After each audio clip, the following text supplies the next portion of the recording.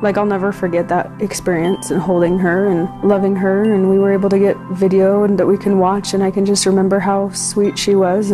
But also, it wasn't just those 5 hours, it was even the 24 hours after that. It was the week after that. It's been ever since. I thought that it was going to be really weird after she passed away, that it would be holding a dead baby. I thought that was going to be really hard, and it was so interesting because there was still so much comfort in just holding her little body. I still felt very much at peace about the whole thing, and she was still my little baby that I was holding.